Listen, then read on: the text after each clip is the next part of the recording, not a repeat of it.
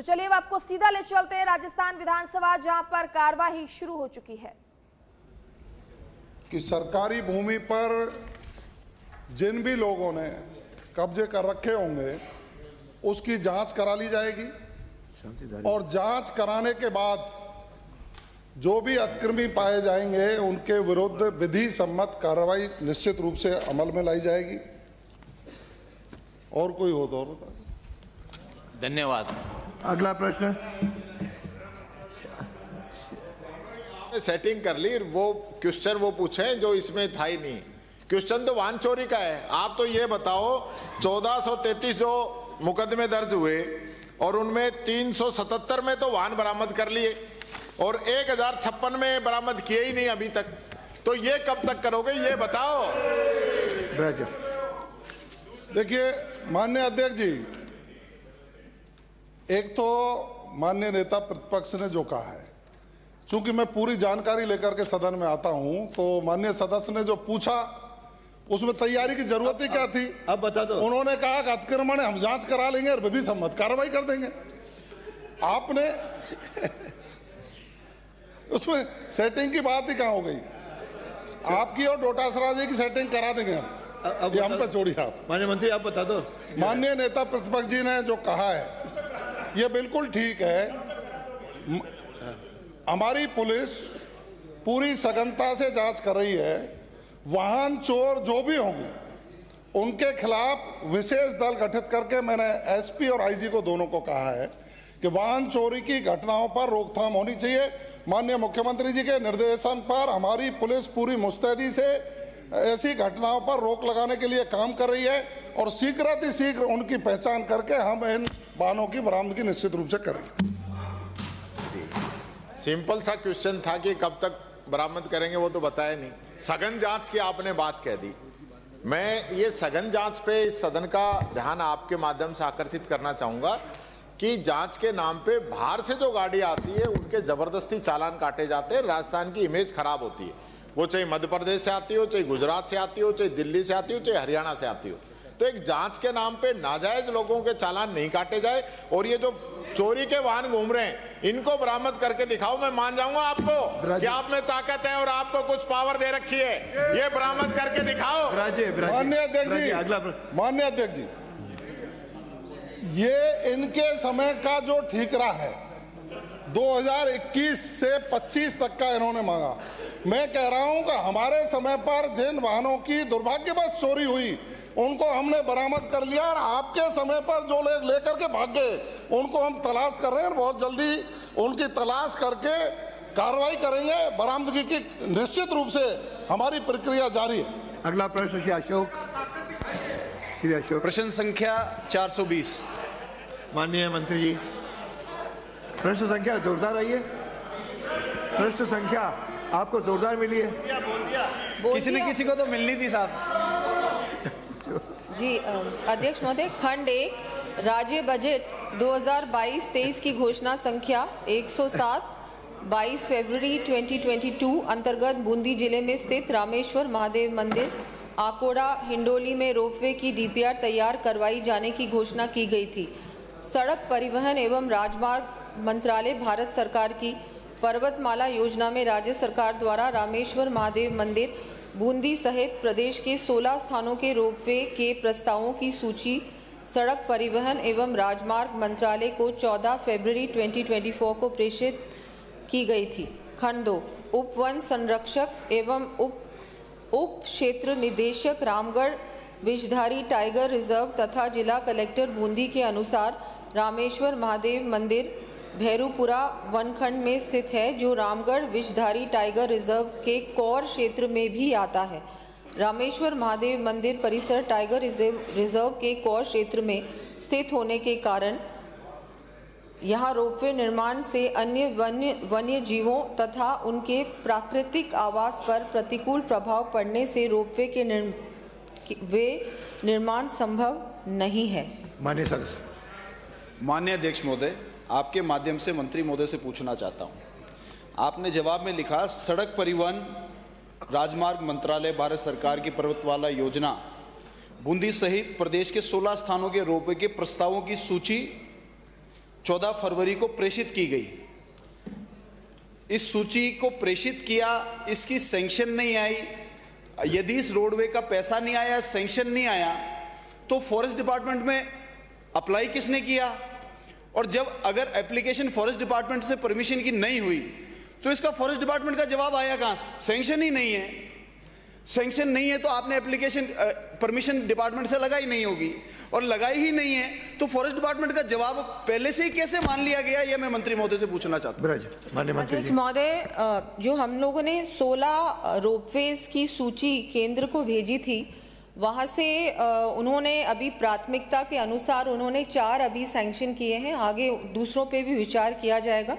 Forest की जहां बात करते हैं वहां पर कोर एरिया में तो संभव ही नहीं है कि कोई भी निर्माण हो सके, तो इसलिए फॉरेस्ट का भी हम लोगों ने पैरेलली वो भी कार्य किया कि वहां भी अगर पॉसिबल हो। कई बार क्या होता है कि केंद्र सरकार, जैसे रणथंभौर में भी हम लोग प्रयास कर रहे हैं, वहां पर भी रोपवे की डिमांड है और होना भी चाहिए, वो भी देखा जाएगा आगे हो सकता है नहीं हो सकता, लेकिन पैरेलली किया है। अच्छा काम है, क्यों नहीं हो? मुझे लगता है प्रयास तो करना चाहिए कि काम हो, अच्छा काम हो। अगर रोपवे हो सकता है, फॉरेस्ट में कोर एरिया में बहुत ही मुश्किल होता है, लेकिन अलाइनमेंट को थोड़ा सा हम देख सकते हैं कि उसको थोड़ा सा परिवर्तित करके अगर हो सके तो प्रयास तो कर ही रहे हैं हम लोग।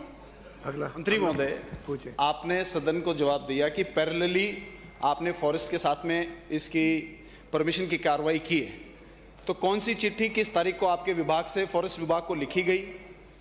वहां पर लैंड जो आइडेंटिफिकेशन हुआ है, क्या वो फॉरेस्ट की लैंड है या रेवेन्यू और मंदिर परिसर के खाते की है? ये दोनों बातें उसमें से अगर जवाब में आया हो या आपने लिखा हो या उनके जवाब में आया हो तो आप सदन में आप हमको बताइए। अध्यक्ष महोदय, ये जो मुझसे मांग रहे हैं, मैं सबसे पहले तो ये है कि कोर एरिया है। अगर कोर एरिया है तो वो किसी के भी खाते में आता है, कोर एरिया में पॉसिबल नहीं है। बाकी अगर उनको डिटेल्स की आवश्यकता है तो मैं उनको डिटेल्स पहुंचा दूंगी। अध्यक्ष महोदय, बात कोर एरिया की नहीं है, बात लैंड टाइटल की है। वहां से सड़कें भी निकलती है, क्योंकि वो सड़कों का टाइटल पीडब्ल्यूडी ओन्ड सड़कें हैं, केवल परमिशन लेते हैं बनाने की। तो लैंड यहां पर मंदिर परिसर की खाते की है और रेवेन्यू लैंड है। फॉरेस्ट विभाग की जमीन को यूज नहीं किया जा रहा है इस रोपवे के लिए, केवल लगाने की परमिशन चाहिए, उनकी जमीन इस्तेमाल ही नहीं कर रहे हैं। और यदि मैं फिर से पूछ रहा हूं आपको, मेरा सवाल यह था, यदि आपने इसके पैरेलल कोई काम किया है और आपने विभाग ने फॉरेस्ट डिपार्टमेंट से कोई चिट्ठी पत्री करी है, उनका कोई जवाब आया, तो वो सदन के सामने रखें। अध्यक्ष महोदय, मैं फिर से कहना चाहूंगी माननीय सदस्य को कि पूरी जो पत्रावली हुई है उसकी पूरी सूची मैं उन तक पहुंचा दूंगी। एक बार नोटिफाइड कोर एरिया हो जाता है, फिर उसके बाद चाहे वो जमीन किसी की भी हो, चाहे रेवेन्यू की हो, चाहे पीडब्ल्यूडी की हो, चाहे फॉरेस्ट की हो, वहां पर कार्य करना असंभव की तरह होता है, पॉसिबल ही नहीं होता है। कोर एरिया में कहीं भी काम करना, किसी की भी जमीन हो जाए। अगला प्रश्न पुष्पेंद्र सिंह। प्रश्न संख्या 421। माननीय मंत्री जी। माननीय अध्यक्ष महोदय, खंड 1, जी हाँ, विधानसभा क्षेत्र बाली की तहसील देसुरी में उप जिला चिकित्सालय के भवन निर्माण हेतु स्वीकृति संख्या 90/2025/26 दिनांक 22/8/25 के द्वारा राशि रुपये 35 करोड़ की प्रशासनिक एवं वित्तीय स्वीकृति प्राप्त है, प्रति परिशिष्ट अ पर संलग्न है। खंड 2, उप जिला अस्पताल के भवन निर्माण कार्य हेतु वर्तमान में उपलब्ध भवन का अंतर विश्लेषण कर लिया गया है, जिसकी रिपोर्ट के अनुसार शीघ्र ड्राइंग तैयार कर अनुमोदन पश्चात निविदा प्रक्रिया की जा सकेगी। खंड 3, विधानसभा क्षेत्र बाली में संचालित उप जिला अस्पताल देसुरी में राजपत्रित एवं अराजपत्रित संवर्ग के स्वीकृत कार्यरत एवं रिक्त पदों का विवरण परिशिष्ट ब और स पर संलग्न है। रिक्त पदों की सीधी भर्ती पदोन्नति से भविष्य में भरा जा सकेगा। खंड 4, उप जिला अस्पताल देसुरी में भवन निर्माण कार्य लंबित होने के कारण सामुदायिक स्वास्थ्य केंद्र स्तर की समस्त सेवाएं उपलब्ध हैं, जैसे निःशुल्क ओपीडी, आईपीडी सेवाएं, निःशुल्क दवा योजना 523 प्रकार की, निःशुल्क जांच योजना 37 प्रकार की एवं निःशुल्क आपातकालीन सेवाएं, टीकाकरण, परिवार कल्याण सेवाएं, संस्थागत प्रसव एवं अन्य। खंड 5, उप जिला अस्पताल के नॉर्म्स अनुसार भवन निर्मित होने पर पूर्ण रूप से क्रियाशील किया जा सकेगा। माननीय सदस्य। माननीय अध्यक्ष महोदय, मैं आपके माध्यम से मंत्री जी से ये पूछना चाहूँगा कि 22/8/2025 को आपने वित्तीय स्वीकृति हमें 35 करोड़ मिल गई और फिर आप इसमें ये लिख रहे हो कि हमने उपजिला अस्पताल के लगभग 24 बीघा जमीन भी अपने सरकार द्वारा आवंटित की गई है। वर्तमान में जो उपजिला अस्पताल जो कार्यरत है उसका कितना क्षेत्रफल है? क्या उपजिला अस्पताल की क्या नॉर्म्स है? कितना क्षेत्रफल होना चाहिए? मिनिमम कितना क्षेत्रफल होना चाहिए? क्या सरकार मतलब नए आपके उसमें जवाब ये लिखा है कि अंतर विश्लेषण कर दिया गया है, तो ये अंतर विश्लेषण क्या किया है इसके भी हमें आप जानकारी दें। माननीय मंत्री जी। माननीय अध्यक्ष महोदय, जो डिले हुआ है उसके दो कारण हैं। सबसे पहला जो कारण है वो है कि एफडी ने एक नया सर्कुलर निकाला है। इसको छोटा सा सर्कुलर मैं आपको पढ़ के बता दूंगा। प्रशासनिक विभाग के प्रस्ताव ई पत्रावली संख्या 08580 के 77-80N के क्रम में कर्मोन्नत 14 उपजिला चिकित्सालयों, इसमें आपका देसूरी एक है, के भवन निर्माण कार्य हेतु राज्य निधि बजट मद में स्वीकृति किए जाने के प्रस्ताव के क्रम में शासन सचिव वित्त व्यय के कक्ष में दिनांक 23/1/26 को विभागीय अधिकारियों से हुई चर्चा अनुसार चिकित्सा संस्थानों के वर्तमान में उपलब्ध भवनों का पूर्ण उपयोग सुनिश्चित करने हुए शेष आवश्यक भवन निर्माण हेतु संशोधित प्रस्ताव प्रेषित करने का परामर्श प्रदान किया जाता है। विभाग को कर्मोन्नत चिकित्सा संस्थानों के वर्तमान में चल रहे भवन निर्माण कार्यों में भी वर्तमान भवन का पूर्ण उपयोग सुनिश्चित करते हुए न्यूनतम आवश्यक निर्माण कार्य ही कराए जाने का परामर्श प्रदान किया जाता है। ये गैप एनालिसिस की बात हो रही थी कि जब कभी भी कर्मोन्नत होता है, अगर वहाँ पर भूमि पूरी उपलब्ध हो, उस भवन को आप कैसे यूज़ कर सकते हो ताकि खर्चा कम हो, ये एफडी का सर्कुलर था। इसके अंदर में एक तो ये कारण था, ये इसकी क्लैरिटी हमें मिल गई है। माननीय सदस्य को 35 करोड़ रुपए जो है सैंक्शन हुए बजट 2025-26 में, 63.60 करोड़ इन्हीं की विधानसभा में डिस्ट्रिक्ट हॉस्पिटल की सौगात माननीय मुख्यमंत्री जी ने शिलान्यास भी उन्होंने कर लिया है। और इसके अंदर जो है जमीन जो है अभी 5000 वर्ग मीटर है, अभी जो सीएचसी बनी है। एसडीएच के लिए इनको चाहिए कम से कम 28,000 स्क्वायर मीटर। इसके अंदर माननीय विधायक महोदय ने भी प्रयास पूरे करके कलेक्टर से एक ऑर्डर भी निकल चुका है, जिसके अंदर 38,400 स्क्वायर मीटर जो जमीन है वो ईयरमार्क हो गई है। और अब हमारे लिए कोई समस्या नहीं होगी कि निर्माण का और टेंडर का काम हम जल्दी से जल्दी करेंगे, क्योंकि 5,000 स्क्वायर मीटर में 28,000 में बहुत फर्क है। वो हॉस्पिटल बनना संभव ही नहीं था। तो ये जो नई जमीन जो कलेक्टर ने चिन्हित की है उस पर 38,400 किलोमीटर जैसे जमीन हमें मिल जाएगी, टेंडर प्रोसेस करके कार्य शुरू कर देंगे।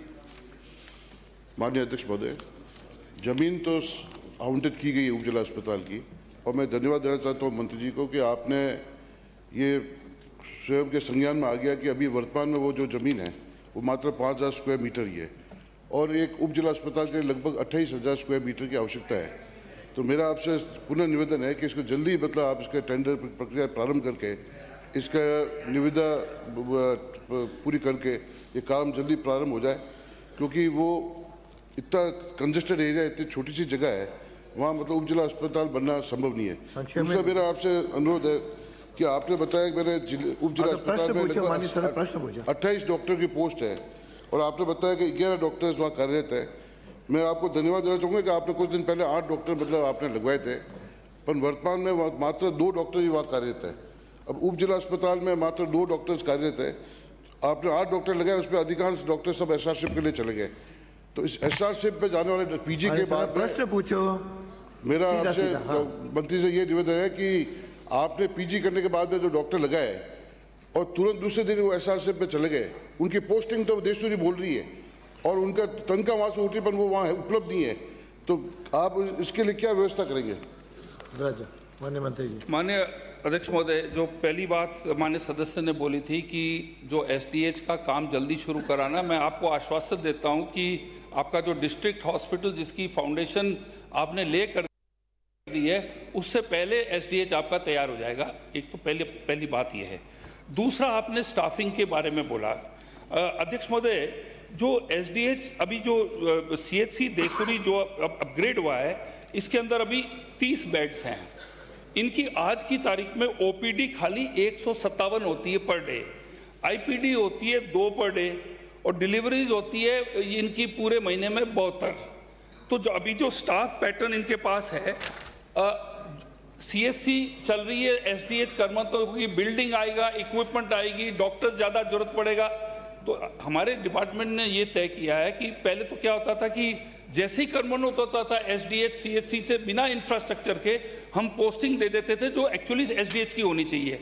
अब वहाँ पर आपके कमरे नहीं, आपके पास इक्विपमेंट नहीं, तो हमने ये तय किया कि जब तक बिल्डिंग तैयार नहीं हो जाएगी और इक्विपमेंट जो अपग्रेड जो हॉस्पिटल का नहीं होगा, जब तक हम नहीं कह आपके जो है सीएचसी के अंदर जो है नॉर्म्स के अनुसार जो है आपके नॉन गेजेटेड जो है आपके चाहिए 18, हम आपके हैं 19, और डॉक्टर्स भी जो है जो गेजेट जो सीएचसी के नॉर्म हैं उसमें होने चाहिए 5, आज डॉक्टर 11 हैं। ये जरूर है कि मैंने जो डॉक्टर्स पोस्ट किए थे आपके, अभी वो एसआरशिप के लिए वो चले गए, उनका हक है एसआरशिप में जाना, तो जो भी कमी है उसकी मैं पूर्ति कर दूंगा। अगला प्रश्न हो गया। 3 प्रश्न आपको दे दिया। आदुराम, प्रश्न संख्या 422। माननीय मंत्री जी। माननीय अध्यक्ष महोदय, प्रश्न का खंड 1 जी नहीं, वर्तमान में नवगठित अतिरिक्त जिला एवं सत्र न्यायालय चौठन में अधिवक्ताओं के चैम्बर्स निर्माण का कोई प्रस्ताव राज्य सरकार के समक्ष विचाराधीन नहीं है। खंड का नंबर 2, माननीय राजस्थान उच्च न्यायालय से प्राप्त सूचना के अनुसार वर्तमान में अतिरिक्त जिला एवं सत्र न्यायालय चौठन में न्यायिक अधिकारियों के आवास की सुविधा उपलब्ध नहीं है। सिविल न्यायाधीश एवं न्यायिक मजिस्ट्रेट न्यायालय में परिवादियों के लिए मानकों के अनुरूप न्यायालय भवन निर्मित है। धन्यवाद। पूरक प्रश्न है। माननीय अध्यक्ष महोदय, आपके माध्यम से मेरा सिंपल सा प्रश्न है। आपके माध्यम से मंत्री महोदय से पूछना चाहूँगा कि अतिरिक्त जिला एवं सेशन न्यायालय चौटन में अधिवक्ता चैम्बर निर्माण का कार्य कब तक करवा दिया जाएगा? माननीय मंत्री जी। माननीय अध्यक्ष महोदय, गत बजट में ये अतिरिक्त जिला सत्र न्यायालय घोषणा हुई है और इसके प्रक्रिया के तहत वो कार्य प्रारंभ हुआ है। माननीय राजस्थान उच्च न्यायालय से हमने पत्र लिख दिए हैं और उसके उपरांत माननीय राजस्थान उच्च न्यायालय से प्रस्ताव आने के उपरांत हम भूमि आवंटन के लिखेंगे और संसाधन उपलब्ध होते ही तुरंत ही अधिवक्ताओं के चैम्बर निर्माण का कार्य प्रारंभ करेंगे। अगला प्रश्न। माननीय अध्यक्ष महोदय, आपके माध्यम से माननीय मंत्री महोदय से पूछना चाहूँगा कि क्या ये सही है कि उक्त न्यायालय में 50% से भी अधिक न्यायिक प्रकरण लंबित है? यदि हाँ, तो उक्त लंबित प्रकरणों का निस्तारण कब तक करवा दिया जाएगा? माननीय मंत्री जी। माननीय अध्यक्ष महोदय, प्रकरण लंबित होना और प्रकरणों का निस्तारण करना न्यायिक अधिकारी और माननीय राजस्थान उच्च न्यायालय के क्षेत्राधिकार का विषय है।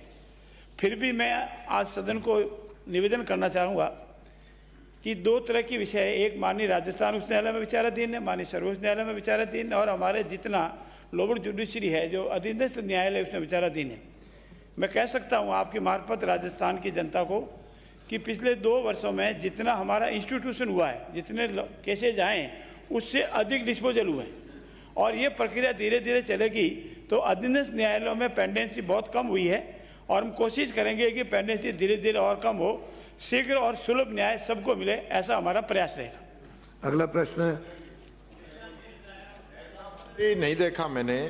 2.25 साल में जितने भी क्वेश्चन लगे हैं, सेम जवाब सेम जवाब सेम जवाब। मंत्री ऐसा ही होना चाहिए साहब, बदलेगा नहीं। यानी एक भी आज तक जिस भी माननीय विधायक ने क्वेश्चन लगाए, 1-2 का यहाँ पे खोला है, घोषणा की है, यानी उनकी तो बजट घोषणा है, उसके बाद भी डेडलाइन नहीं बता रहे कि कब तक निर्माण कर देंगे। कमाल है। अगला माननीय अध्यक्ष महोदय, धन्यवाद दूंगा एलओपी साहब को मुझे इनवाइट किया। जिस क्षेत्र में भी आप चाहें, आपने डीजे खोले 2, हमने खोले 8। सुन लीजिए, जवाब मेरा होगा, आपका नहीं होगा। प्रश्न है तो नहीं, जवाब मेरा होगा। आपने खोले 2 5 साल में, हमने 2 खोले 8। आपने सीजीएम खोला 1 5 साल में, हमने खोले 8। आपने खोले पॉक्सो कोर्ट 5 साल में, हमने खोले 5। आपने एसीआर खोले 5 साल में 1, हमने खोले 7। तो ये तो कोर्ट खोलने की प्रक्रिया। दूसरा नहीं, अभी तो पूरा जवाब देना सर। अगला प्रश्न गोपाल शर्मा। और जवाब है मेरे पास पूरा। हो गया। अब कितने खोले यहाँ? आपके श्रीमुख से कितनी घोषणा हुई वो तो बताओ। बजट घोषणा एलओपी साहब, आपने खुद घोषणा करी, एक भी खोला हो 2.25 साल करती है। संसदीय मंत्री की घोषणा से एक भी खोला में बंद नहीं होती है। अपने ही उप मुख्यमंत्री को, अपने ही प्रदेश के अध्यक्ष को उन शब्दों से नहीं पुकारती है जिनसे पुकारा गया है। माननीय मंत्री जी, मैं भी कुछ कह रहा हूँ, आसन पाओ पे, सुन ही नहीं रहे। आप दोनों से है ये चर्चा के प्रश्नकाल है, प्रश्न का उत्तर और प्रश्नकाल है, लेकिन आप बहस करोगे, ये बहस का प्रश्नकाल के नहीं है, अन्य किसी विषय पे करना।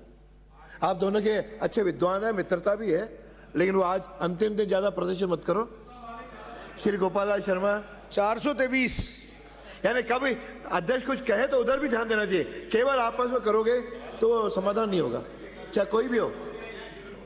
माननीय अध्यक्ष जी, खंड 1 विधानसभा क्षेत्र मांडलगढ़ में जनवरी 2024 से 2 उचित मूल्य दुकानों के विरुद्ध प्राप्त शिकायतों पर की गई कार्रवाई का उचित मूल्य दुकानदार विवरण निम्नानुसार है। नंबर 1, श्रीमती रेणु कुमार मीना, ग्राम पंचायत लाडपुरा, कार्रवाई का विवरण निलंबित एवं निरस्त। नंबर 2, कमलेंद्र सिंह, बरुंदरनी, प्राधिकार पत्र निलंबित। खंड 2 वर्तमान में उचित मूल्य दुकानदारों का 1% छीजत देने हेतु कोई प्रस्ताव विचाराधीन नहीं है। राष्ट्रीय खाद्य सुरक्षा योजना अंतर्गत छीजत हेतु मार्गदर्शन के संबंध में भारत सरकार ने पत्र दिनांक 9/7/2018 द्वारा राजस्थान सरकार के छीजत संबंधी अनुरोध को स्वीकार करना संभव नहीं है, अवगत कराया है। उचित मूल्य दुकानदारों का आवंटित मात्रा के विरुद्ध उनके द्वारा वितरित मात्रा अनुरूप कमीशन का भुगतान किया जा रहा है। उचित मूल्य दुकानदारों को मासिक मानदेय दिए जाने का वर्तमान में कोई प्रस्ताव विचाराधीन नहीं है। खंड 3 वर्तमान में खाद्य सुरक्षा योजना अंतर्गत अन्य खाद्य सामग्री भी वितरण किए जाने का कोई प्रस्ताव विचाराधीन नहीं है। माननीय सदस्य। माननीय अध्यक्ष महोदय, मैं आपके द्वारा मंत्री जी से पूछना चाहता हूं, आपने जवाब दिया कि रेणु कुमारी मीणा का निरस्त कर दिया। क्या मैं पूछना चाहता हूं मंत्री जी, 1.5 साल पहले पूरा गांव बंद हुआ था, 73 क्विंटल अनाज कम था, उसको निरस्त करने के बावजूद अभी गेहूं वही बांट रही है। क्या उसके खिलाफ कोई कार्रवाई करना चाहते हैं? हाँ तो कब, क्यों तो नहीं?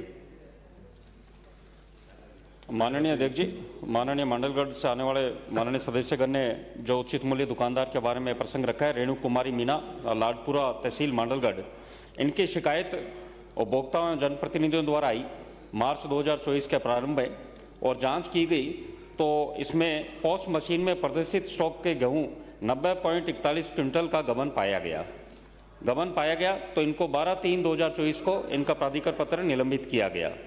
एफआईआर इनके खिलाफ 31/3/2024 को दायर की गई और 31/5/2024 को इनका प्राधिकार पत्र निरस्त कर दिया गया। अब ये उचित मूल्य दुकानदार उच्च न्यायालय जोधपुर जाते हैं और वहां से स्थगन आदेश लाते हैं। रिट पिटीशन संख्या 103/2/2024 दिनांक 5/7/2024 के क्रम में इनको फिर बहाल किया गया है। अब हम वापस विभाग के द्वारा माननीय उच्च न्यायालय में दायर करके इस प्रसंग को कि इस पे जो निरस्त है उसको निरस्त का आदेश जारी किया जाए, उसके लिए प्रक्रियाधीन है। माननीय सदस्य। माननीय अध्यक्ष महोदय, मंत्री जी से पूछना चाहता हूं, इतना बड़ा भ्रष्टाचार खुले में किया और पूरा गांव 2 बार बंद रहा और आपके डीएसओ ने उसको 2 महीने 3 महीने का समय दिया जो कोर्ट जाने का, परंतु माननीय उच्च न्यायालय ने ये आदेश नहीं दिया कि फिर भी वो भ्रष्टाचार कर रहा है और आपका डीएसओ उस पर कोई कार्रवाई नहीं कर रहा है। क्या गांव की जनता ऐसे ही भुगती रहेगी या आप उस पर कुछ कार्रवाई करने का विचार रखते हैं? बिल्कुल खुले में लूट मचा रखी है। माननीय मंत्री जी। नहीं, आप जवाब सुनिए। सेम क्या विभाग के नहीं, आप जो कह रहे हो उसमें विभाग का जो कार्य है, विभाग ने तुरंत कार्रवाई की। मार्च प्रारंभ में विभाग के पास आया प्रकरण, उसके खिलाफ निलंबन किया, एफआईआर तक विभाग ने दर्ज कराई और निरस्त भी 31/5/2024 को किया। 2 महीने के अंदर सारी प्रक्रिया हुई जो नियमों के अनुसार थी, सारी प्रक्रिया विभाग ने करी। कोर्ट से कोई स्टे लेके आया वो अलग विषय, उसमें हम सरकार क्या करे। तो अब आप किसके लिए शेम बोलोगे? आप बोलो, आप आगे जो शेम बोलना चाहो। हाँ, अगला प्रश्न है डॉक्टर विश्वनाथ मेघवाल। माननीय अध्यक्ष महोदय, प्रश्न संख्या 424। माननीय मंत्री जी। माननीय अध्यक्ष महोदय, प्रश्न का खंड 1, विधानसभा क्षेत्र खाजूवाला में 2 ब्लॉक वेटरनरी हेल्थ ऑफिस, 2 प्रथम श्रेणी पशु चिकित्सालय, 13 पशु चिकित्सालय एवं 65 पशु चिकित्सा उपकेंद्र सहित कुल 82 पशु चिकित्सा संस्थाएं स्वीकृत है। जी हाँ, नवीन पशु चिकित्सा संस्थाएं आवश्यकता एवं वित्तीय संसाधनों की उपलब्धता अनुसार खोली जाती है। माननीय मंत्री, माननीय सदस्य। माननीय अध्यक्ष महोदय, माननीय मुख्यमंत्री जी ने और उप मुख्यमंत्री जी ने इसी बजट में 200 पशु चिकित्सा उपकेंद्र, 25 पशु चिकित्सा केंद्र और 50 पशु चिकित्सा केंद्र को प्रथम श्रेणी पशु चिकित्सालय में कर्मोन्नत करने का जो बजट दिया है, इस घोषणा की है, उसके लिए धन्यवाद। मैं माननीय मंत्री जी से आपके माध्यम से अध्यक्ष महोदय प्रश्न जानना चाहूँगा कि मेरा खाजूवाड़ा विधानसभा क्षेत्र सीमावर्ती क्षेत्र है और 150 किलोमीटर एरिया में फैला हुआ है। पशुधन संख्या भी ज़्यादा है। प्रश्न पूछो, फैला हुआ है तो ठीक है। मैं निवेदन यही करना चाहूँगा कि 80 ग्राम पंचायत हैं, तो वहाँ पर प्रथम श्रेणी पशु चिकित्सालय खाजूवाड़ा को बहुउद्देश्य पॉलीक्लिनिक में कर्मोन्नत करने व पशु चिकित्सालय 25 KYD दंतौर 5 KYD को प्रथम श्रेणी पशु चिकित्सालय में कर्मोन्नत करने का क्या माननीय मंत्री महोदय जी विचार रखते हैं, बताएं। माननीय मंत्री जी। माननीय अध्यक्ष महोदय, मैं माननीय सदस्य को बताना चाहूँगा कि हमने 2024-25 में इनके क्षेत्र में 8 नए पशु चिकित्सा उपकेंद्र खोले थे। हनुमान नगर, कुमारवाड़ा, नाडा, गुल्लुवाड़ी, शोभासर, पेमासर, कालासर और ओसंग नगर। और अभी माननीय मुख्यमंत्री जी ने और वित्त मंत्री दिया कुमारी जी ने बजट घोषणा 2026-27 बिंदु संख्या 188(1) के तहत 200 पशु उपकेंद्र खोलने की घोषणा की है। साथ ही साथ प्रथम श्रेणी चिकित्सालय भी कर्मोन्नत करने की घोषणा की है। मैं माननीय सदस्य को आश्वस्त करना चाहूँगा कि आप 2 नाम मुझे बता दें, एक नया उपकेंद्र खोलने की और एक चिकित्सालय को प्रथम श्रेणी में कर्मोन्नत करने की। दोनों जो ये बताएंगे माननीय सदस्य, वो हम कर्मोन्नत करने की कार्रवाई करेंगे। बढ़िया, माननीय हो गया, बस हाल ही हो गया। आप धन्यवाद देना चाहूँगा। अगला प्रश्न मैं एक इसमें बता देता हूँ, दोनों केंद्र बता देता हूँ। अभी 25 को प्रथम श्रेणी में और दौड़े आपके डाणी कुमारान को आप उपकेंद्र में। आप माननीय अध्यक्ष महोदय, माननीय सदस्य से आग्रह यही है कि 2 नाम आप बता दें, जो आप नाम बताएंगे उसी को हम कर्मोन्नत कर देंगे। धन्यवाद, धन्यवाद मंत्री महोदय, धन्यवाद। श्री हरि सिंह रावत। Question number 425। माननीय मंत्री जी। माननीय अध्यक्ष महोदय, खंड 1, कुंभलगढ़ एवं टाटगढ़ रावली अभ्यारण्य को सम्मिलित करते हुए कुंभलगढ़ टाइगर रिजर्व घोषित किए जाने संबंधित सैद्धांतिक स्वीकृति राष्ट्रीय बाघ संरक्षण प्राधिकरण द्वारा दिनांक 24/8/2023 को प्रदान की गई है। खंड 2, कुंभलगढ़ टाइगर रिजर्व के टाइगर रिजर्व घोषित नहीं होने से क्षेत्र में पर्यटन वृद्धि का आकलन नहीं किया गया है। खंड 3, जी हां, विगत 2 वर्षों में प्रदेश में टाइगर रिजर्व क्षेत्रों में मानव वन्यजीव संघर्ष की घटनाएं तथा पीड़ितों को दिए गए मुआवजों का विवरण परिशिष्ट 1 पर संलग्न है। माननीय सदस्य। अध्यक्ष महोदय, मैं आपके माध्यम से मंत्री महोदय से पूछना चाहता हूँ, क्या राष्ट्रीय बाघ संरक्षण प्राधिकरण द्वारा दिनांक 24/8/2023 को सैद्धांतिक स्वीकृति प्रदान करने के उपरांत उक्त परियोजना को गति देने हेतु विभाग द्वारा क्या पत्र व्यवहार या अन्य कोई कार्रवाई की गई है? अगर हाँ तो कब, नहीं तो क्यों नहीं? माननीय मंत्री जी। माननीय अध्यक्ष महोदय, भीम से आने वाले माननीय सदस्य को मैं बताना चाहूँगा, कुंभलगढ़ टाइगर रिजर्व के गठन हेतु राष्ट्रीय बाघ संरक्षण प्राधिकरण की तकनीकी समिति की बैठक दिनांक 4/8/2023 को अनुमोदन उपरांत 24/8/2023 को कुंभलगढ़ बाघ परियोजना की सैद्धांतिक स्वीकृति जारी की गई। इसके उपरांत क्रिटिकल टाइगर एवं बफर क्षेत्र के चिन्हीकरण हेतु एक 11 सदस्यीय एक्सपर्ट कमेटी का गठन 24/7/2024 को किया गया। एक्सपर्ट कमेटी द्वारा दिनांक 24/10/2024 को अपनी रिपोर्ट प्रस्तुत की गई, जिस पर दिनांक 23/6/2025 को माननीय मुख्यमंत्री जी की अध्यक्षता में आयोजित राज्य वन्य जीव मंडल की बैठक में चर्चा की गई। दिनांक 11/10/2025 को एक्सपर्ट कमेटी के अनुमोदन उपरांत कुंभलगढ़ बाघ परियोजना का कोर क्षेत्र के प्रस्ताव तैयार कर भारत सरकार को प्रेषित किए गए।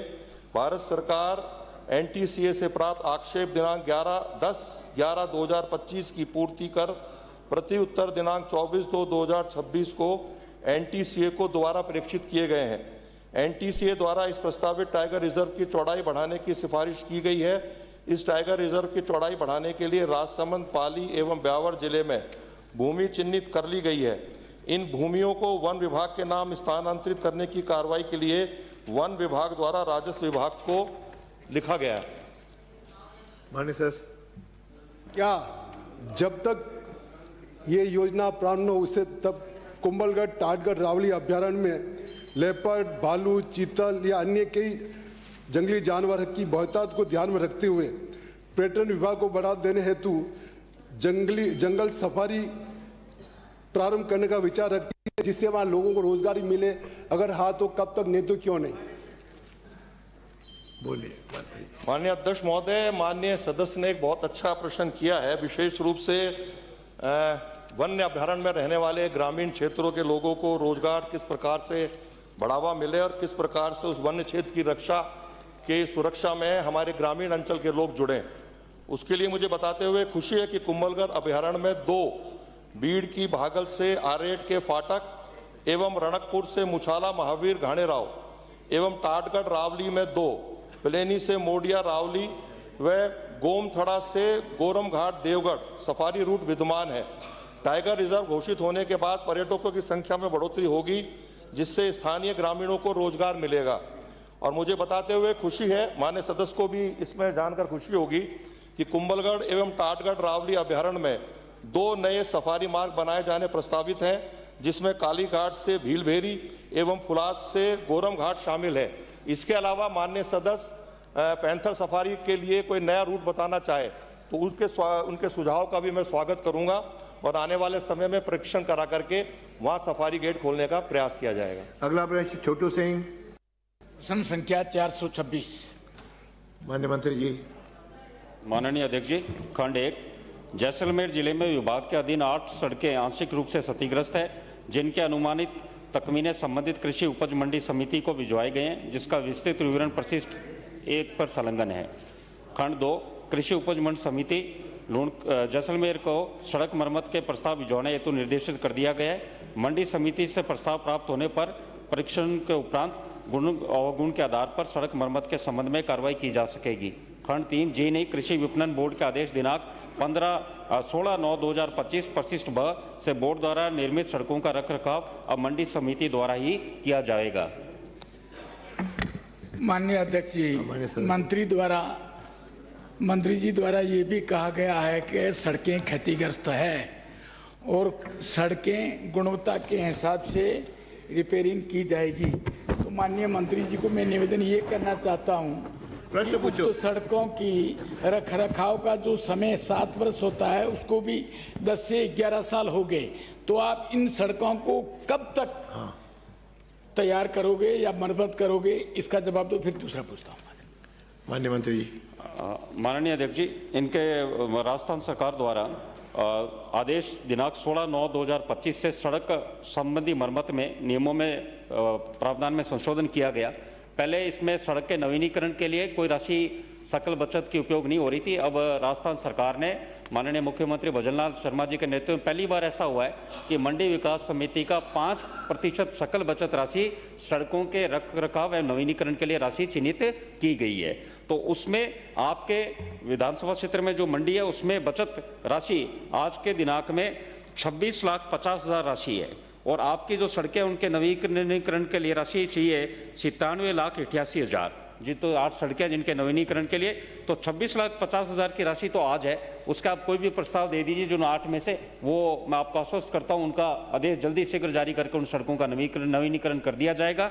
और बाकी राशि 71,38,000 वो शेष राशि बाकी उन सड़कों के मरम्मत नवीनीकरण के लिए जो आपको चाहिए, अभी तक उसमें कॉर्पस फंड में जो माननीय भजनलाल शर्मा सरकार ने 16/9/2025 से जो नियमों में संशोधन किया उसमें कॉर्पस फंड में 59 करोड़ रुपए राशि 59 करोड़ 42 लाख रुपए राशि कॉर्पस फंड में उसमें शिथिलता देते हुए आपके 71,38,000 के प्रस्ताव है उनको भी विचाराधीन किया जाएगा। आदरणीय अध्यक्ष जी, मैं माननीय मंत्री जी को पूछना चाहता हूं क्यों पीडब्ल्यूडी मंत्री भी विराजे हैं, कृषि मंत्री भी विराजे हैं। ये उक्त तो सड़कें हैं जो केवल किसानों के कृषि के लिए ही नहीं है सड़कें, इसमें सभी तरीके की ट्रैफिकियां चलती है। तो क्या उक्त सड़कों को 11 साल हो गए, वो अभी भी मरम्मत योग्य है, अब चलने लायक भी नहीं है, तो क्या इन सड़कों को पीडब्ल्यूडी अपने अधीन में लेगी? इसके लिए जवाब दो। माननीय अध्यक्ष जी, पीडब्ल्यूडी को 2010 में यह आदेश दिया गया था कि पीडब्ल्यूडी इन सड़कों का रखरखाव करेगी, पर उसमें कहीं ना कहीं कमी रही, इसीलिए नियमों में बदलाव करते हुए 2014 में वापस इसको कृषि विपणन बोर्ड को इस सड़कों का कार्य दिया गया। मैं आपको आश्वस्त करना चाहूँगा कि जिस तरह भजनलाल शर्मा सरकार ने पहली बार किसी सरकार ने निर्णय लिया कि मंडी द्वारा जो निर्मित सड़कें हैं उनके लिए रखरखाव के लिए 5% अतिरिक्त राशि का कॉर्पस फंड बनाया है, तो राजस्थान में कहीं भी ऐसी कृषि मंडी की जो सड़कें आने वाले समय में वो क्षतिग्रस्त नहीं रहेगी, सारी की सारी सड़कों का पुनर्निर्माण कर दिया जाएगा समयबद्ध तरीके से। मांगेलाल क्वेश्चन संख्या 427। माननीय अध्यक्ष महोदय, मेरे पार्ट का जवाब मुझे मिल गया है। पूरा पूछो। मैं माननीय मंत्री जी से पूछना चाहूँगा, विधानसभा क्षेत्र राजगढ़ लचगढ़ में गत 2 वर्षों में सड़कों के संबंधित कितने कार्य स्वीकृत किए गए थे और उनकी वर्तमान स्थिति क्या है? माननीय मंत्री जी। माननीय अध्यक्ष महोदय, विधानसभा क्षेत्र राजगढ़ लक्ष्मणगढ़ में 2 वर्षों में कुल 115 कार्य लगभग राशि 96 करोड़ की स्वीकृति की गई है। इसमें से 64 कार्य पूर्ण कर लिए गए, 50 कार्य प्रगतिरत एवं शेष 1 कार्य की निरस्तीकरण प्रक्रियाधीन है। और इसके अतिरिक्त इस वर्ष 2026-27 बजट में राजगढ़ लक्ष्मणगढ़ क्षेत्र में विभिन्न सड़कों के कार्यों के लिए लागत राशि 10 करोड़ की भी घोषणा की गई है। माननीय अध्यक्ष महोदय, मेरा दूसरा पूरक प्रश्न है, विधानसभा राजगढ़ लक्ष्मणगढ़ में प्रगतितर सड़क कार्य जो वर्तमान में चालू है, बहुत सारे कार्य टाइम ओवररन चल रहे हैं, तो मैं माननीय मंत्री जी से जानना चाहूँगा उनको कब तक पूर्ण कराने का विचार है? अध्यक्ष महोदय, मैं माननीय सदस्य को बताना चाहूँगी कि इनकी विधानसभा में विभिन्न योजनाओं में सड़कों के कुल 50 कार्य प्रगतिरत हैं और ये कार्य दिनांक 19/6/2026 तक पूर्ण कर लिए जाएंगे। अगला प्रश्न श्री गोवर्धन। प्रश्न संख्या 428। माननीय मंत्री जी। माननीय अध्यक्ष महोदय, खंड 1, जी हाँ, श्री कृष्ण राजकीय चिकित्सा महाविद्यालय सीकर से संबंध श्री कल्याण राजकीय चिकित्सालय शामली सीकर के नवीन भवन के ऊपर क्रिटिकल केयर ब्लॉक स्वीकृत होने के कारण निर्माण कार्य प्रगतिरत है, जो कि मई-जून 2026 तक पूर्ण होना संभावित है। अतः संपूर्ण अस्पताल परिसर का सिविल कार्य मई-जून 2026 में पूर्ण होने के पश्चात अस्पताल नवीन भवन में स्थानांतरित किया जा सकेगा। खंड 2, जी हाँ, चिकित्सा महाविद्यालय सीकर में चिकित्सा सुविधाओं के विस्तार हेतु केंद्रीय प्रवर्तित योजना के तहत तृतीय, चतुर्थ एवं पंचम रिन्यूअल के general surgery, general medicine, OBGY, TB and chest, psychiatry, orthopaedic, paediatric, radio diagnosis, skin, anaesthesia के विभाग जो हैं करीब 18 करोड़ रुपए उपकरण, फर्नीचर एवं अन्य उपकरण क्रय किए जाने हेतु प्रशासनिक एवं स्वीकृति जारी की जा चुकी है। उपापन की कार्यवाही प्रक्रियाधीन है। साथ ही वर्ष 2022-23 में सीकर के श्री कल्याण राजकीय चिकित्सालय कैथ लैब स्थापित किए जाने की बजट घोषणा की गई थी, जिसकी क्रियान्विति में प्रशासनिक एवं वित्तीय स्वीकृति जारी की जा चुकी है। वर्तमान में उपापन की कार्रवाई प्रक्रियाधीन है। गंभीर बीमारियों से ग्रस्त मरीजों के इलाज हेतु समर्पित क्रिटिकल केयर ब्लॉक का निर्माण कार्य प्रगतिरत है, जिसमें मरीजों को विशेष चिकित्सकों की सेवाएं उपलब्ध करवाई जाएगी। माननीय सदस्य। माननीय अध्यक्ष महोदय, मैं आपके माध्यम से माननीय मंत्री महोदय से पूछना चाहूँगा कि जो आपको जो इसका मेडिकल के अंतर्गत आने वाला जो हॉस्पिटल है उसकी एक तो संख्या कितनी थी और उस हॉस्पिटल को पूरा करने का समय क्या मई 2026 ही था या इसमें समय में कोई परिवर्तन किया गया है? और मैं तो ये चाहता हूँ कि क्योंकि बहुत सीकर शहर में भी काफ़ी जनसंख्या बढ़ गई है, इसलिए वहाँ पर हॉस्पिटल को अति शीघ्र आप कब तक उसको स्थापित कर देंगे? माननीय मंत्री जी। माननीय अध्यक्ष महोदय, सीकर को एक बहुत ही बड़ी सौगात मिल रही है। जो 191 करोड़ रुपए का जो सांवली के अंदर मेडिकल कॉलेज में जो हॉस्पिटल इनको मिल रहा है, उसके अंदर जो है 103 करोड़ रुपए जो है उसमें एडमिनिस्ट्रेटिव विंग में जाएंगे। 191 करोड़ तो खाली हॉस्पिटल का है, उसके अतिरिक्त 103 करोड़ जो है सांवली में मेडिकल कॉलेज का एडमिनिस्ट्रेटिव ब्लॉक जो है, 16 करोड़ जो है क्रिटिकल केयर ब्लॉक का बजट मिला है हमें, 7 करोड़ का क्रिटिकल केयर ब्लॉक का इक्विपमेंट, 6.5 करोड़ का कैथ लैब और 18 करोड़ रुपए का मेडिकल कॉलेज जो है उसके हॉस्पिटल का इक्विपमेंट जो है। इसके अंदर ये सांवली जो है करीबन 8 किलोमीटर दूर पड़ता है, तो इनके तीन जगह हो जाएंगे। एक तो SK आपका हॉस्पिटल है, एक आपका MCH विंग है सीकर के अंदर 3 किलोमीटर और 8 किलोमीटर में ये हो जाएगा। जैसे हमारे यहाँ पर SMS का JK लॉन और हमारे जो गनगौरी ये एफिलिएटेड है, उसी तर्ज पे ये होगा। और माननीय सदस्य को ये बताना चाहूँगा कि डिस्ट्रिक्ट हॉस्पिटल जो है उसकी 300 बेड से जो है आपने बताया स्ट्रेंथ बढ़ाने का, पॉपुलेशन बढ़ रही है, वो 530 जो है आपके बेड्स हो जाएंगे। अगला प्रश्न है श्री बाबू सिंह। एक क्वेश्चन माननीय अध्यक्ष महोदय, सीकर का थोड़ी है, क्योंकि एक मिनट दूसरा पूरे पूछने तो पहले मैं माननीय मंत्री महोदय जी को धन्यवाद देना चाहूँगा, क्योंकि चिकित्सा के क्षेत्र में माननीय मुख्यमंत्री जी के निर्देशन में आप बहुत अच्छा काम कर रहे हैं। लेकिन माननीय मंत्री महोदय, मैं आपसे ये भी पूछना चाहूँगा, क्योंकि हमें लोसल में भी उपजिला अस्पताल दिया है, उसके लिए भी धन्यवाद है। लेकिन जो आज का जो समय है वो कैंसर इतना बहुत भयंकर रोग बन गया है जिससे आमजन को बहुत ज़्यादा नुकसान हो रहा है। तो क्या इसमें भी आप जो हमारा जो हॉस्पिटल जो SK श्री कल्याण हॉस्पिटल बन रहा है उसमें क्या नई विंग उसमें चालू करने की आपकी मंशा है? और यदि जो हमारे जो उपकरण है, जो अभी आपने जो राशि बताई है वो काफ़ी राशि दी है, तो वो उपकरण क्या इसमें जो हमारा जो हॉस्पिटल चालू होगा इसमें भी संसाधन पूरे किए जाएंगे? और किए जाएंगे तो कब तक किए जाएंगे? माननीय अध्यक्ष महोदय, जो एक बारी ये जब तैयार हो जाएगा, मई जून में तैयार हो जाएगा, तो इसमें क्या है कि जो मेडिसिन वाला विंग है, surgery, ortho, anaesthesia, dental, ENT, radiology और लेबोरेटरी, ये मेडिकल कॉलेज के परिसर में इसको मूव कर दिया जाएगा। SK जो है उसके अंदर आपका साइकेट्री, स्किन, आई, पल्मोनरी और पीडियाट्रिक्स ये वहाँ रहेगा। आपका कैथ लैब का बहुत लेटेस्ट इक्विपमेंट आ रहा है। क्रिटिकल केयर में C-आर्म की सर्जरी की मशीन आ रही है, latest ultrasound, surgical sets, ventilators, x ray machine, multiple para monitors हर पलंग के ऊपर लगेंगे। तो ये आपका जो है बहुत ही लेटेस्ट आपका हॉस्पिटल होगा। मैं माननीय सदस्य को ये बताना चाहूँगा कि कैंसर के बारे में जो बात किया था, कैंसर के बारे में अभी कोई प्रोविजन नहीं है। एक बार ये तैयार हो जाए तो उसके आगे हम अगला कदम लेंगे। Thank you. इनके द्वारा पूछवाते ना।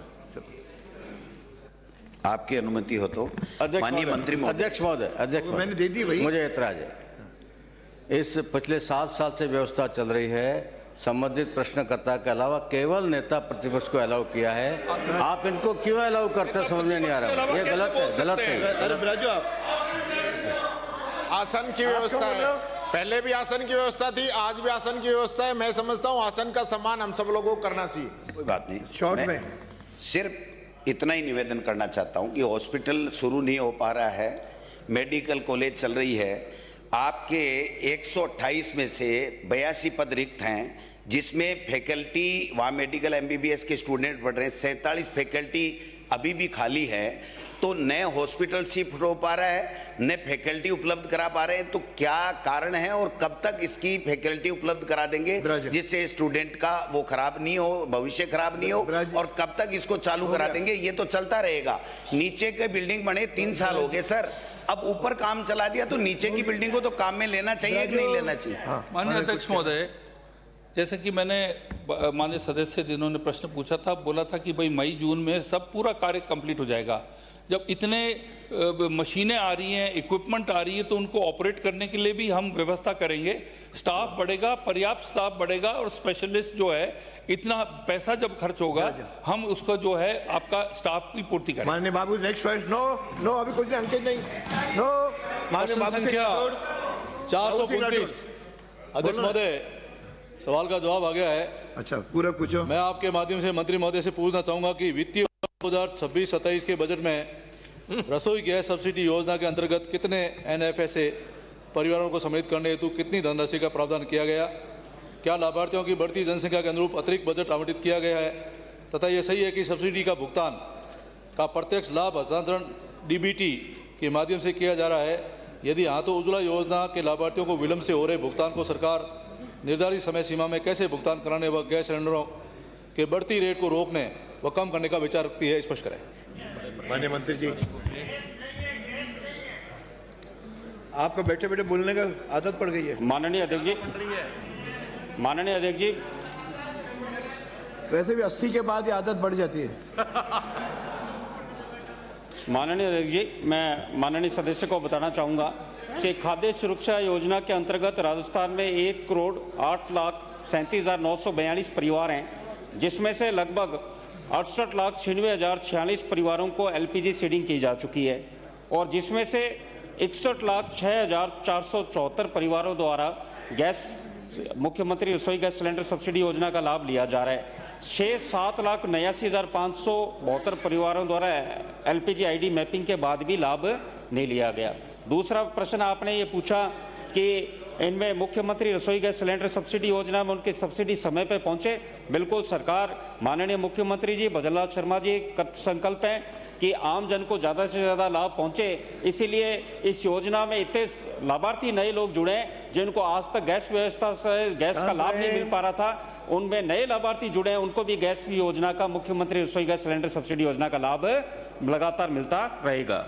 अगला प्रश्न। एक तो जवाब नहीं दिया कि रेट बढ़ रही है, अभी बढ़ी है, उसका रोकने के लिए आपने कोई जवाब नहीं दिया। दूसरा सवाल मेरा यह है, क्या खाद्य विभाग और तेल कंपनियों के मध्य जन आधार एवं राशन कार्ड के मिलान डाटा मैपिंग की प्रक्रिया आंकड़ों की भिन्नता के कारण कई पात्र परिवार योजना से वंचित है? यदि हाँ, तो इस विसंगति को दूर करने के लिए सरकार ने क्या कदम उठाए हैं? साथ ही प्रदेश के आर्थिक अभाव के कारण सदस्य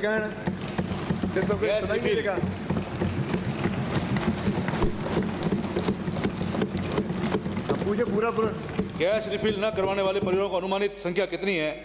क्या सरकार ग्रामीण क्षेत्रों में विशेष शिविर आयोजित कर तकनीक कारणों से वंचित परिवारों को, विभाजित परिवारों जिनके नए राशन कार्ड बन चुके हैं, कि LPG मैपिंग हेतु कोई विशेष कार्य योजना रखती है? स्पष्ट करें। माननीय मंत्री जी। माननीय अध्यक्ष जी, जो पहला प्रश्न माननीय सदस्य ने पूछा कि LPG के रेट का बढ़ने का, देखो अंतर्राष्ट्रीय स्तर पर जो सिनेरियो है वो आपके और हमारे सबके सामने है। तो वो OMG जो OMC ऑयल मार्केटिंग कंपनीज हैं, जो भारत सरकार पेट्रोलियम गैस मंत्रालय के अंदर है, उन्हीं के तहत हम कार्य कर रहे हैं, जो वहाँ से निर्देश प्राप्त हो रहे हैं। और दूसरा, मैं माननीय सदस्य को धन्यवाद देना चाहूँगा कि आपने उन गरीबों की पीड़ा को ध्यान रखा कि जो वास्तव में ये है कि 1 करोड़ 8 लाख परिवार हैं और जिसमें से लगभग सिर्फ 68,96,000 ही लोग हैं जो इस योजना में कहीं ना कहीं सम्मिलित हुए हैं। जो बाकी जो वंचित हैं, हम भी उनका विशेष अभियान चलाकर प्रयास करेंगे कि जो भी व्यक्ति वंचित है उसको ना सिर्फ गैस का कनेक्शन मिले, बल्कि माननीय मुख्यमंत्री श्री भजनलाल शर्मा जी द्वारा जो ऐतिहासिक कदम करके जो मुख्यमंत्री रसोई गैस सिलेंडर सब्सिडी योजना लाई गई, जिससे अभी तक दिसंबर 2025 तक जब से सरकार बनी है 5.68 करोड़ रिफिल कर 1051 करोड़ की सब्सिडी उस सामान्य घर को सुविधा सरकार द्वारा दी जा चुकी है। अगला प्रश्न महत्वपूर्ण प्रश्न है। एक और आने दो। कल ही जो है रसोई गैस के दामों में बढ़ोतरी हुई है, 60 रुपए घरेलू सिलेंडर में और लगभग 120 रुपए के आसपास कमर्शियल में।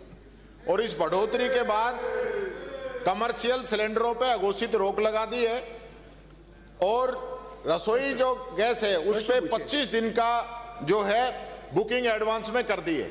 मेरा सीधा सा क्वेश्चन है कि जो महंगाई बढ़ी है, सिलेंडर पे जो रेट बढ़े, क्या सरकार उसकी सब्सिडी अपनी तरफ से देकर राजस्थान की जनता को राहत देना चाहती है या नहीं? माननीय नेता प्रतिपक्ष जी, आप विद्वान व्यक्ति हैं और आपने जो गैस के दाम की बात रखी तो आप शायद ये भी देखते होंगे कि अंतर्राष्ट्रीय बाजार में पेट्रोल डीजल के दामों में कितनी बढ़ोतरी हुई है, वो भी आप ध्यान रखिए इस बात का। ये नहीं तो मैं जवाब दे रहा हूँ आपके हिसाब से बैठे नहीं, आपके हिसाब से थोड़ी दूंगा। हरीश जी, आप जो जवाब पूछा उनसे पूछो, या तो आप नेता प्रतिपक्ष बन जाओ तो आपको जवाब दे देंगे। चलिए अगला प्रश्न मुकेश भाकर हो गया ना? इससे ज्यादा कोई उत्तर नहीं आ सकता। मंत्री जी ने कहा कि अंतर्राष्ट्रीय लेवल पे रेट बढ़ गए इसलिए हमने बढ़ी हुई कीमतें मिलेंगी। आपका हमारी सरकार का संकल्प है कि आम जन को गैस पहुंचे, चाहे कैसी पहुंचे, उसकी कमी भारत सरकार, राजस्थान सरकार कमी आने नहीं देगी। ये उद्देश्य हमारा है। अगला प्रश्न अध्यक्ष जी एक गृह मंत्री जी बीच में बोल गया, दो बात होगी। सिंपल सी बात है, आपने कहा कि अंतर्राष्ट्रीय बाजार में कीमतें बढ़ गई इसलिए बढ़ी हुई मिली है। मैं ये कहना चाहूंगा, जब हमने 500 रुपए में सिलेंडर दिया उस समय अंतर्राष्ट्रीय बाजार में 850 रुपए का सिलेंडर बाजार में आ रहा था, आज 600 रुपए में आ रहा है, जब भी आप 450 में दे रहे हो। जब वो लाभ जनता को नहीं मिला तो ये भी नहीं मिलना चाहिए। ये क्या बात हुई? सरकार मुख्यमंत्री जी मौजूद है, घोषणा कर दें कि जो बढ़े हुए रेट है राजस्थान सरकार करेगी, जनता को राहत मिलेगी। जी ये बात कर रहे हैं, हमारी सरकार तो 407 रुपए राज्य सरकार हो गया। माननीय अध्यक्ष महोदय, मैं माननीय मंत्री जी से प्रश्न पूछो। हाँ, मैं प्रश्न पूछ रहा हूँ। आमागढ़ का जो किला है, माननीय प्रश्न संख्या तो बोलो। प्रश्न संख्या 431, मेरे पास जवाब आ गया। ठीक है, मैं इतना सा जानना चाह रहा हूँ, आमागढ़ जो फोर्ट है वो फोर्ट से मीणा समाज का इतिहास बहुत जुड़ा हुआ है मंत्री महोदय, और वहाँ पर अम्बा माता का मंदिर है, हमारे मीणा समाज की कुलदेवी है। तो मैं आपसे ये अनुरोध करना चाह रहा हूँ कि मंदिर में जो यात्री जाते हैं उनके लिए रास्ते की बड़ी प्रॉब्लम है। वहाँ गलता से निकल करके वो जो रास्ता जा रहा है बिल्कुल ऊबड़ खाबड़ है। तो मेरा एक प्रश्न ये है कि उस रास्ते की अनुमति, क्योंकि वो वन विभाग में होकर के जा रहा है, तो मैं आपसे अनुरोध करूँगा कि उसमें आप कोई रास्ते की अनुमति बनाने की आप देने का विचार रखते हो कि नहीं रखते हो। और दूसरा सवाल ये है कि वो जो आमागढ़ का जो फोर्ट है, वो फोर्ट भी बिल्कुल जो है बिल्कुल खराब हो गया, गिर गया, उसके पुनर्निर्माण की, और अम्बा माता का मंदिर जो 600-700 साल पुराना है उसके पुनर्निर्माण की अनुमति सरकार देने का इरादा रखती है कि नहीं रखती है? माननीय मंत्री जी। माननीय अध्यक्ष महोदय, गंगापुर से आने वाले माननीय सदस्य ने आमागढ़ फोर्ट को लेकर के जो बात करी, विशेष रूप से उस पर जाने वाले रास्ते के संधारण के लिए जो बात करी है, मैं आपको ये विश्वास देता हूं कि माननीय भजनलाल जी की सरकार है, सनातन धर्म को मानने वाली सरकार है, सनातन के ध्वज को लेके चलने वाली सरकार है। मैं आपको पीछे भी ले जाना चाहूँगा, 2022 में वर्तमान में हमारे सवाई माधोपुर से आने वाले माननीय सदस्य जो कैबिनेट मंत्री हैं वहाँ ध्वज लहराने जा रहे थे, और आप ही की सरकार जिसको आप समर्थन दे रहे थे उस सरकार ने उनको ध्वज लहराने से भी रोका। लेकिन मैं आपको ये विश्वास देता हूं कि जिस रास्ते की आपने बात करी है उस रास्ते का संधारण वन विभाग के द्वारा करवाया जाएगा। और मुझे बताते हुए खुशी है कि माननीय मुख्यमंत्री जी स्वयं सदन में विराजमान है। माननीय मुख्यमंत्री जी ने हमको दिशा निर्देश भी दिए हैं कि ज्यादातर वन क्षेत्रों में हेरिटेज प्रॉपर्टीज़ हैं, हमारे किले हैं, गढ़ हैं और उसमें बहुत पौराणिक काल के मंदिर हैं। और माननीय मुख्यमंत्री जी द्वारा स्पष्ट निर्देश है कि जो हमारी हेरिटेज प्रॉपर्टी है और विशेष रूप से अभी बजट में प्रतापगढ़ जो अलवर थानागाजी क्षेत्र में आता है उसके संधारण के लिए, उसके जीर्णोद्धार के लिए, उसके सौंदर्यीकरण के लिए बजट दिया गया है। माननीय सदस्य, आपने सनातन धर्म को मानने वाली सरकार में माननीय मुख्यमंत्री जी में विश्वास व्यक्त किया है। मैं आपको ये विश्वास देता हूं कि आमागढ़ किले का जीर्णोद्धार भी करेंगे, सौंदर्यीकरण भी करेंगे और वहां विराजमान माता जी के मंदिर को भी अच्छा बनाएंगे। अगला मैं मंदिर की बात कर रहा हूँ। आमागढ़ का जो अंबा माता का मंदिर है, उस मंदिर का पुनर्निर्माण और एक मिनट और दूसरा आपने अभी कहा किरोड़ी लाल जी के लिए, ये किरोड़ी लाल जी जब मैंने वो आंदोलन किया था 1 महीने तक वो आंदोलन चला और आपके आरएसएस के लोगों ने उस पे भगवा झंडा फहरा दिया और ये झंडे को हटा करके और समाज